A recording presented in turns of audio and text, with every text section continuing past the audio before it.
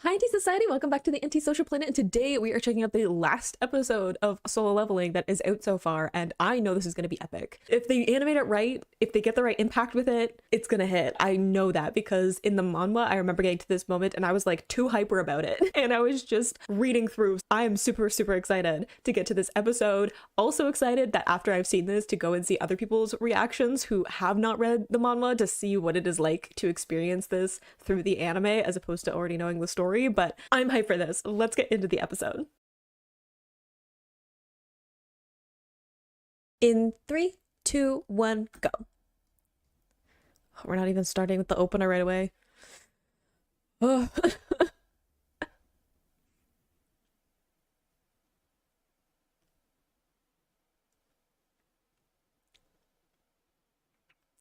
Yep. You're not in a great circumstance, honestly.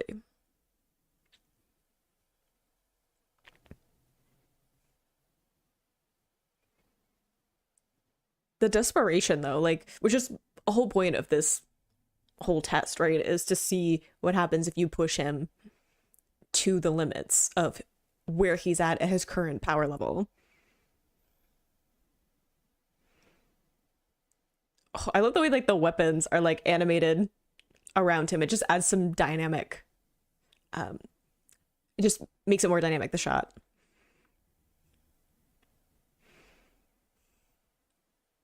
Oof.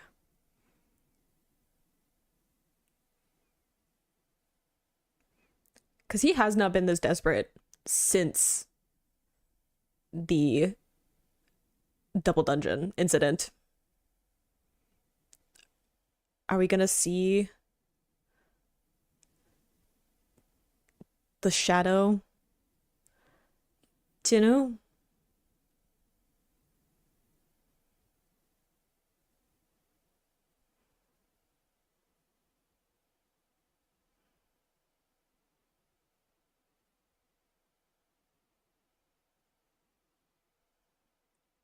There he is.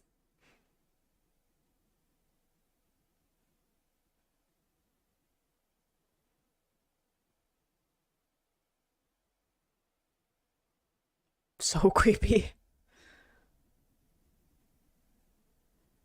Ugh. Like that the image lives in my head.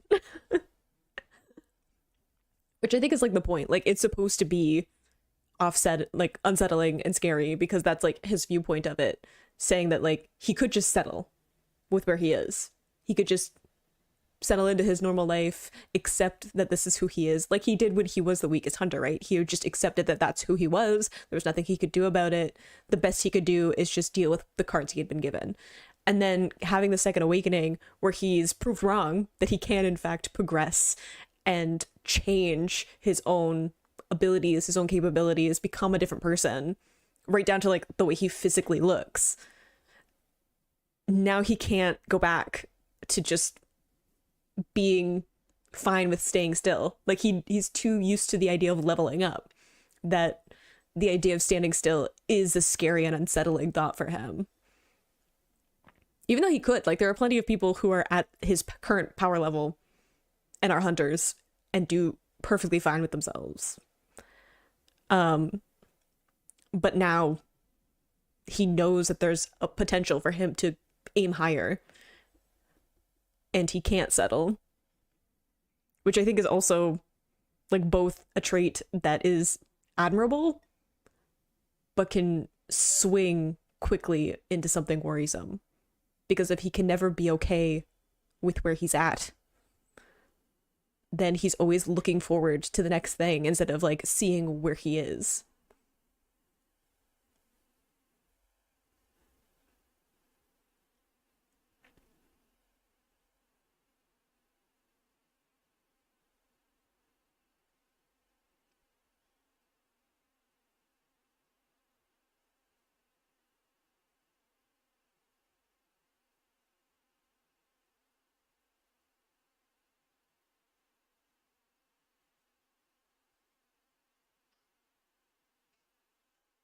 Good way of syncing up those two moments.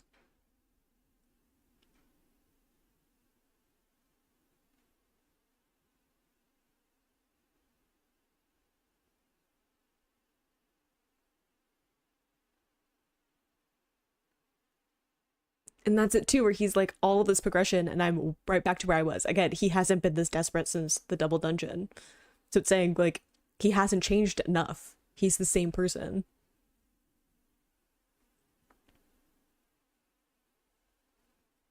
And at this point, he, like, has this embedded hatred for him being weak.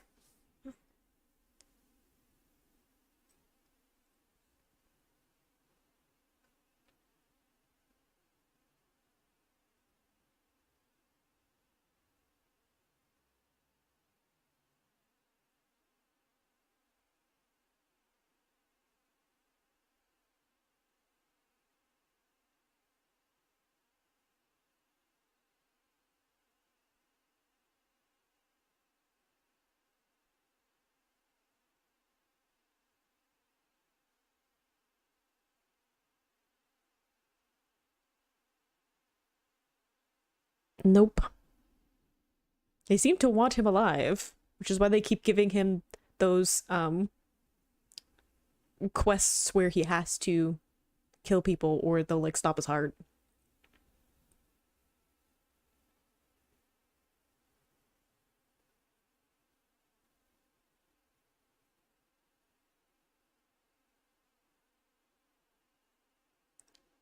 I mean, it says a lot about how much he's progressed, like getting into the penalty zone. He's just like, oh, what a relief. There was a time where he was like, I will do anything not to end up there again.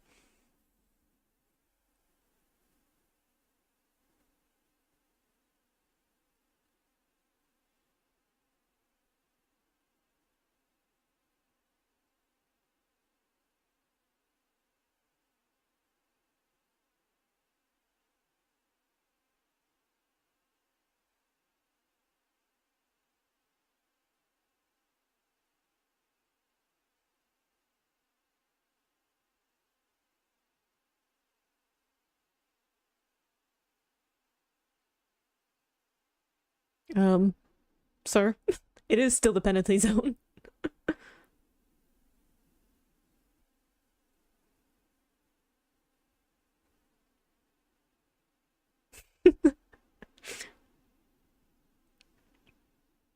It is pretty epic the way that he just demolishes the penalty zone, though. Like, after how difficult it was the last time, and now he's just like,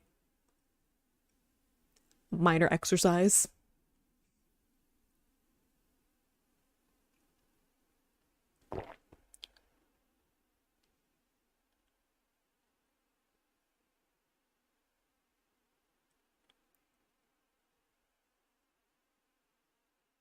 Yeah, at what point do you start to get worried?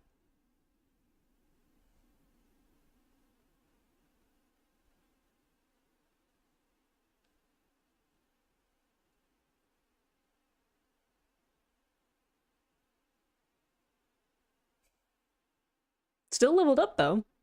So still a bit of a difficult opponent.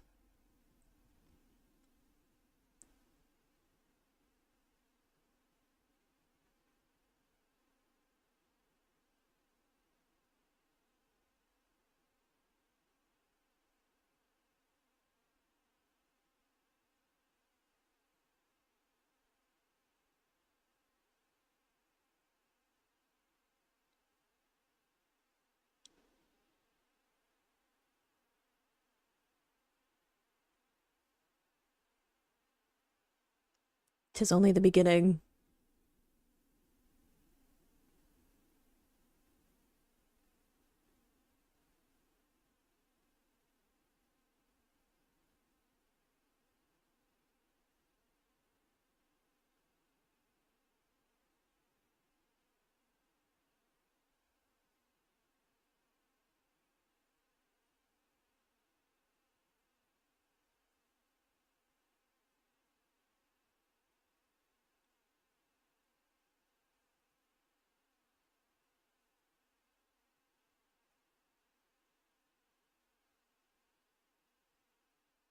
I don't know if I'd want to rely on luck. Your luck doesn't seem to be that good. I mean, you did survive two situations where you probably should have died, but like at the same time, like it probably would have been luckier to not have to encounter those situations. Maybe. I mean, he wouldn't have had the second awakening, but like, still.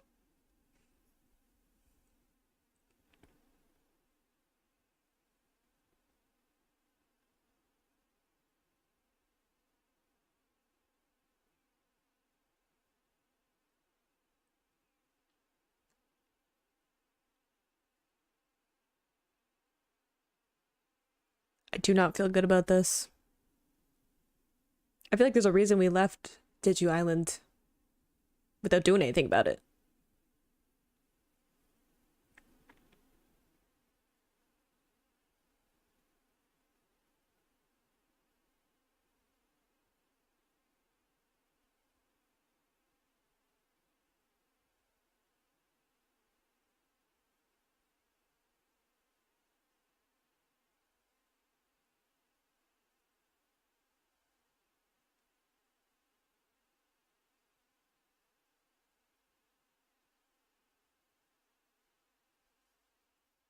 I love the way that he like deconstructs situations when it's not just him slicing and dicing, you know, like when he has to actually evaluate stuff. There's just something about the way that his brain works that I love.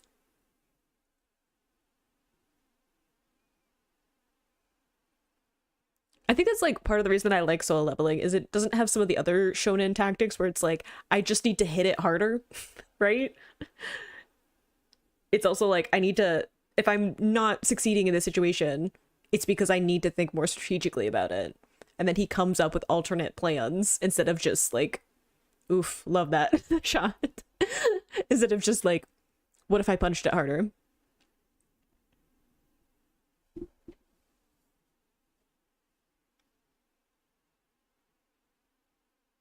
That was a long shot.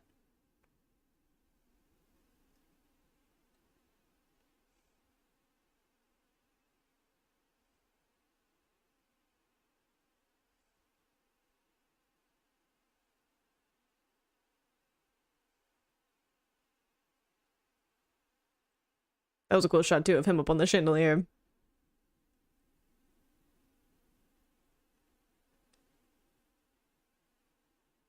I also love the choice of camera angles a lot of time. They do some fun things with the cameras.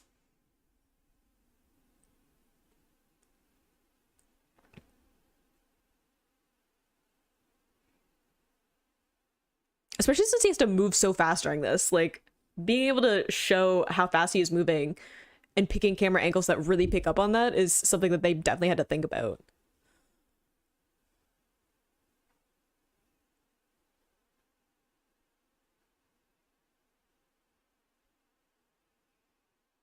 I remember this in the manhwa too. I was like, dang.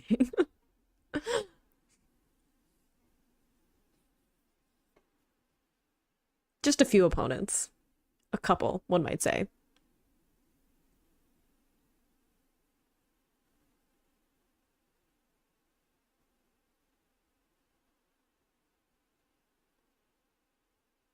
The moment. Oh, I'm waiting for it.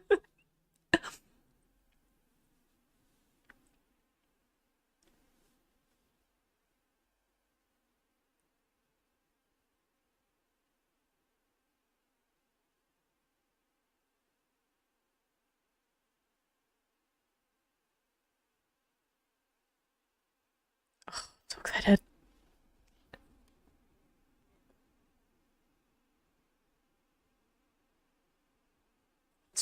Like, oh, I love the way they're just focusing in on the words.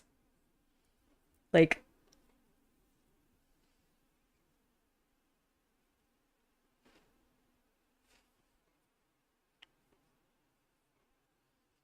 there it is.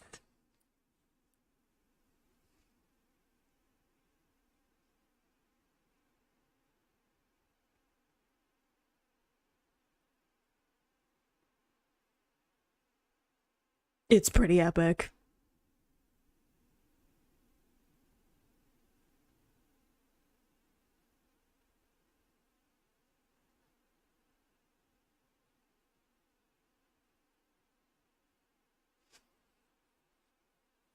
Mm. I mean, I think it's probably like the point. Like, I think part of it is that it doesn't fit with his um it doesn't fit with how he was kind of designing his power. So it kind of forces him to balance it out. But also it fits him so well.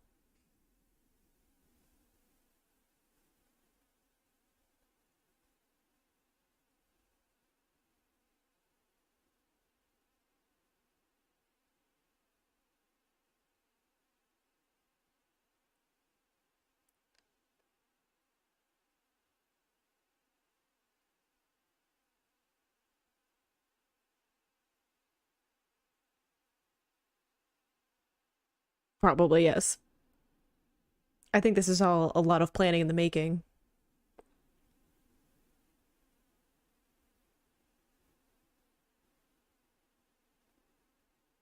It's true. You're bad. Like the fact that he's like, oh, I don't want this ability because of the examples I know and how I think that they work doesn't fit with what I envisioned. But like, your power already doesn't line up. Your power doesn't line up anymore with what other people want. Also, the name drop of the series.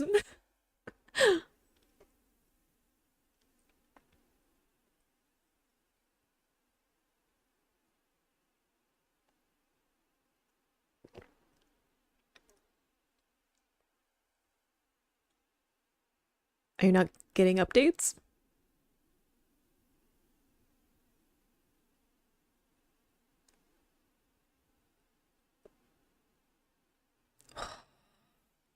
I'm so excited.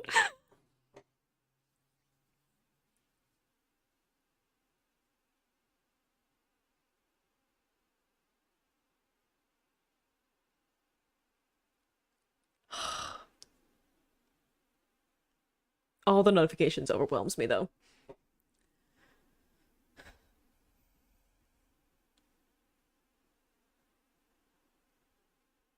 Oh, that was cool. The like pause.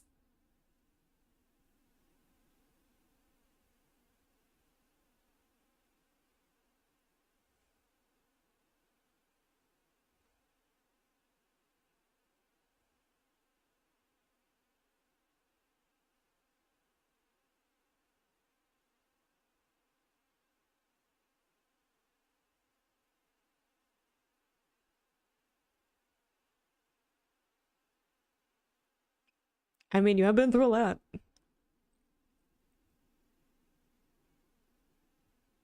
Oh, the way that he's like framed right where the throne is behind him.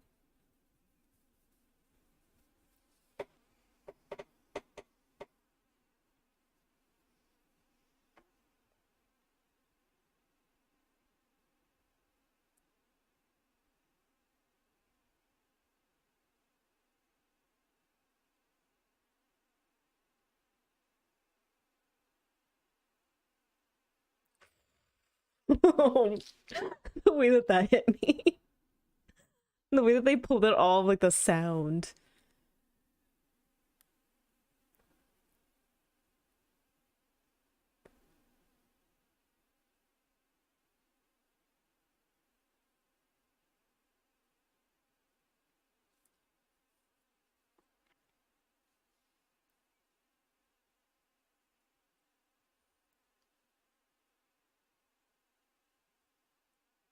I've been waiting for this moment. I'm so excited. Like it's such a cool power,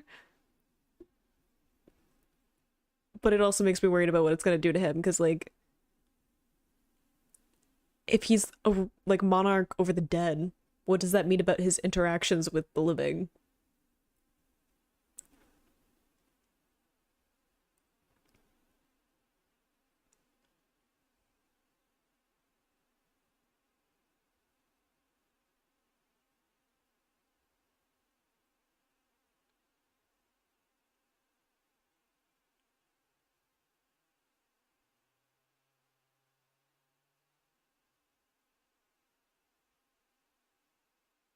This is the one.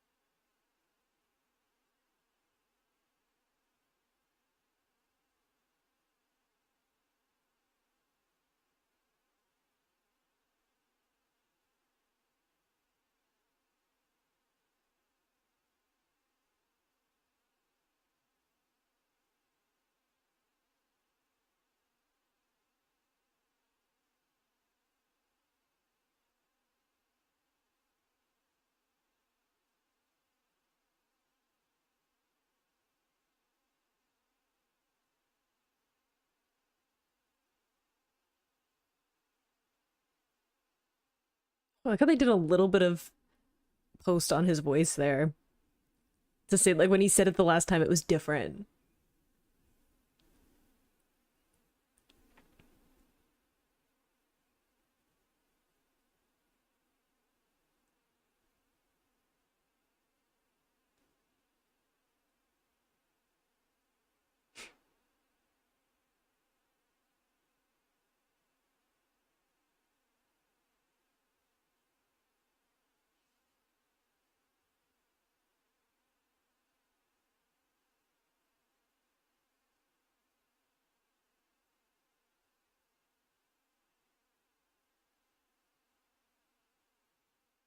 Oh, love that lining up the shots too.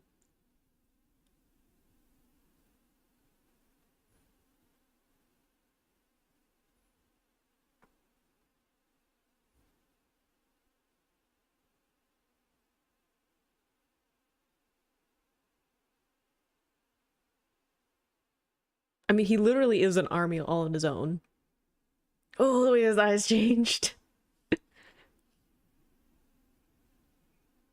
Oh my gosh, I'm gonna actually stay during the credits now because I don't know if we're gonna get some other stuff at the end. I've been waiting for that, like the adrenaline of getting to experience that. I love some of the stuff they did with the camera movement and the animation. It's such an exciting moment in the story of like what he's going to accomplish now that he has this new ability.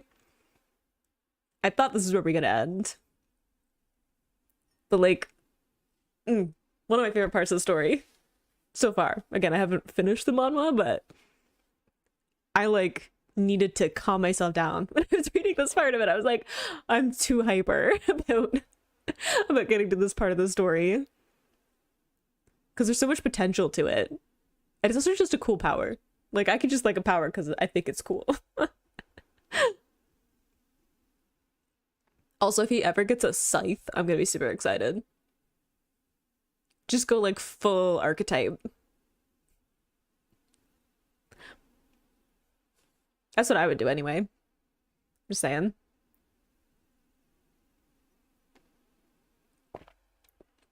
I also like that after all of this, he's just in like gonna go to a parent-teacher meeting. Like,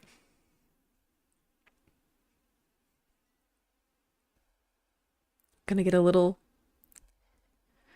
Or have we crashed?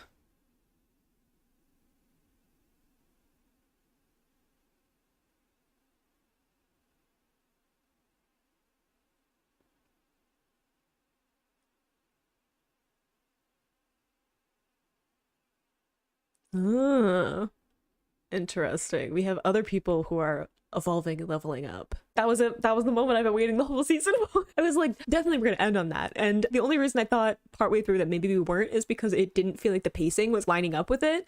But I was waiting for it and it did not disappoint, honestly. I think that some of it is lost on me because I know some of what's happening. So whenever we get to some of the epic reveal moments, it doesn't impact me in the same way. But that one, there's just like a giddiness to seeing him get that new ability, like be a necromancer. I'm like, that's so cool. I love it so much. And I think that it has so many implications about what he's going to do, not only because, like he said, like, I'm not going to be solo leveling anymore. I'm not going to be completely solo anymore because I'm going to have this basically army at my disposal. But at the same time, it's him still being basically an army of one, that he's just commanding a bunch of these creatures to fight for him instead of needing to interact with other people. And I find that very interesting because I do think that he is better with support and other people there. And I think that this is just something that will isolate him more, because if he doesn't need other people to help fight in a fight, if he ever needs backup, he can just summon some. He doesn't need to have actual other hunters around. Obviously, there's some kind of limit to that, but it still is a very epic ability, but also an isolating one. And I know that in the story, as we pick up on other stuff, it counters him being like completely isolated because he becomes a mentor and stuff. But it's very interesting to me to see him get this particular ability. Again, like a ruler of the dead, as opposed to someone who is on their own, or a ruler of the living, right? So it's like a darker side to it. And I think it's also interesting when you compare to mythology and stuff, death gods. Specifically, I think of Hades in this case, because we had some allusions to it before, like with Cerberus and stuff. Hades, for one, is not evil in any way in the actual legends. He definitely gets painted that way in a lot of the adaptations, but he's the king of the underworld. And he's also one of the few gods who does not live on Olympus and doesn't live with the living, right? He lives in the underworld, and there aren't many of the other gods that do that. And that was something that he got forced into, but also I think that he likes the solitude of it. And it's, again, much like Jinwoo, of he got forced into this reawakening. He got forced into having this ability. It wasn't something that he chose necessarily, other than him saying, yes, I would rather choose this than be killed. But he didn't get to choose what the ability was or how it was going to affect him in the long run. A lot of this is strings being pulled behind the scenes, which has isolated him. But at the same time, I think that he would still prefer this as to staying the same, as a lot of this episode was getting into, of him seeing his older self and people saying, you can just stop here. He can't go back to who he was. He doesn't want to be the same person he was during the double dungeon. It's interesting to me that we do have that comparison between him and Hades and death gods and gods of the underworld, who are inherently isolated from a lot of the other parts of their pantheon because they are usually respected but not necessarily welcomed in a lot of cultures. So it's a bit of a different feeling towards those particular gods as to other ones. I also think it's interesting that I'm here comparing him to a god, which I think says a lot about his particular potential and his ability, but I loved every second of that. I loved the adaptation overall. I think they did a really good job of bringing in a lot of the elements and pulling some other stuff forward early so that they could set up some things and help explain some of the world building. I do think some of the exposition was a little bit clunky, but I'm willing to ignore that if that's my only issue, is that I'm like, oh, they had to explain stuff in a way that wasn't super organic within the storytelling. It wasn't the most organic in the manhwa either, because they could just use speech bubbles in a narrator voice to tell us stuff about the world. Whereas in this one, they needed to have some kind of character explain it, someone in world who could let us know the information that we needed to know. So that's like the tiniest nitpick that I have for it, but I loved it. Honestly, I thought it was so good. They did some great stuff with coloring. They did some great stuff with sound design. Love all the camera movements that they put into it. Overall, I think this is a great adaptation. Let me know what your thoughts are down in the comments and how you thought that they did with the adaptation. And I hope you enjoyed watching that along with me. You can click this playlist to go to my previous reaction, or you can subscribe so you don't miss the next time I post a soul leveling reaction when more stuff comes out, and I will see you in the next video. Bye.